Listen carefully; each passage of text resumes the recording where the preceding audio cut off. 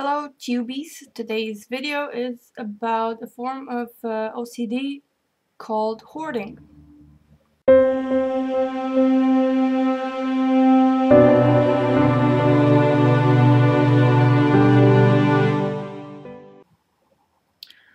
So first of all, OCD, obsessive compulsive disorder. I always describe it as a disorder that is time, energy, and life consuming. It really is. It's extremely difficult to live with it. It is extremely difficult to cope with it. If you're living with someone who has OCD, keep in mind that this is a terror for them, a constant terror. It never goes away. It never stops. It's like a extremely scary dark cloud hanging above your head at all times, literally all the time. So please have some understanding and respect for that. I get that if you can't comprehend what they're going through, and that's okay. You don't have to. Just be there for them, and be supportive and be kind to them. That is crucial. Now, hoarding. I actually hate that term because there are many shows in America, for example. They done shows about hoarding, about people collecting a load of shit and, having whole warehouses full of them. To me, that is not the same thing that I have, which is not being able to throw away things. I know that in the core it sounds the same, but it's not. It's not the same thing when you have the need to accumulate shit and have more and more of it all the time. Uh, it's not the same as whatever I buy or have or get, I can't get rid of. I can't throw away. Can't finish it if it's food or something. If it's anything, really, I can't finish it all the way. And I can't get rid of it. I can't physically throw it away. I can't accept the idea of that item, whatever it is, not existing anymore. If it's food, I'm sorry about that. If it's something I need to, if it's something that it's gone once you use it, like I don't know, food, cosmetics, whatever like that, I can't finish it. It won't be there anymore, and with that freaks me out terribly and triggers it. That's the trigger for my OCD. I have actually, in a way, managed to work around that to a point. For example, if I buy a whole package of some kind of food, whatever it is, I no longer have to. I've reached the point I was earlier, at the point where I couldn't even start it, couldn't even open it. And I still get that way sometimes on a bad day. But generally, I trained my mind to be okay with me just leaving a bit of it. So, just leaving a piece of it. And I take that piece and I throw it away.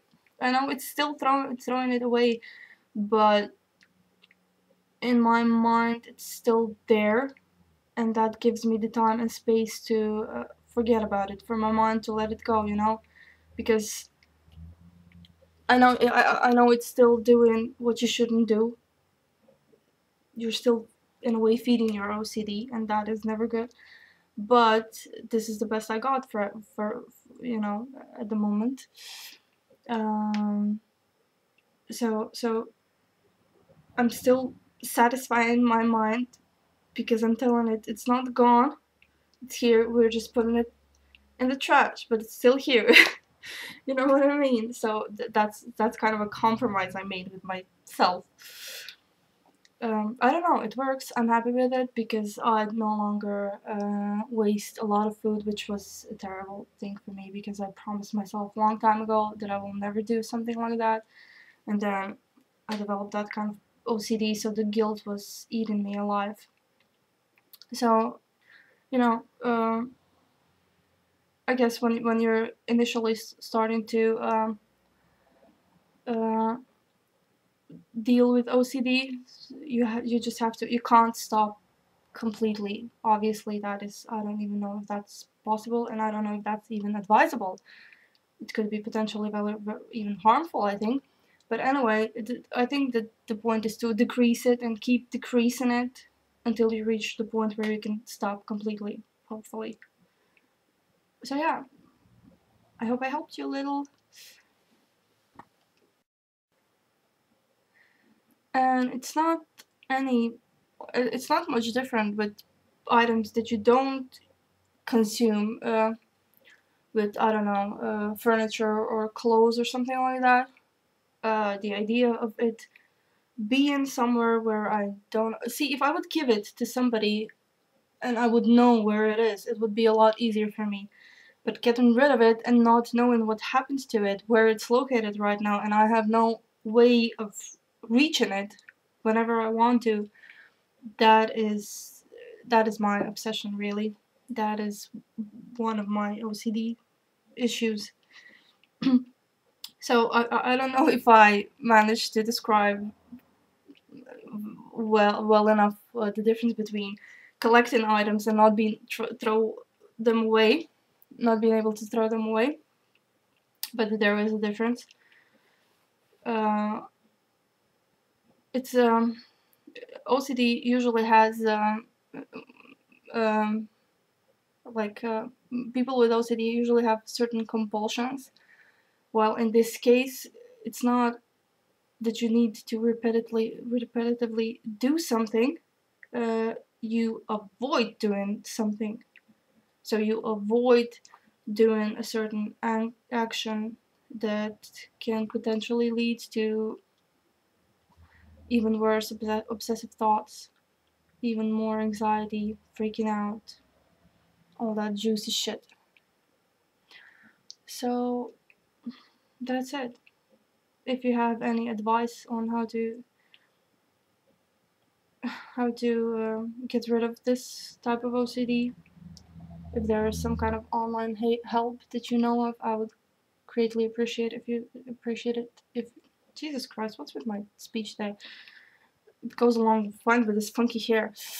Um, I would appreciate it if you could share it with me because I have, with agoraphobia and everything, I have no way of physically contacting a professional. So, you know, um, I just have to find ways to deal with it myself somehow. And I don't know if there's a way of doing like CBT therapy uh, online. So I would really appreciate any useful information you can share with me. And if you're suffering from OCD while you're watching this, especially if you're suffering from hoarding, I wish you the best of luck, and I hope you'll get rid of it soon. Get rid of it, lol. So yeah, uh, stay beautiful. Bye.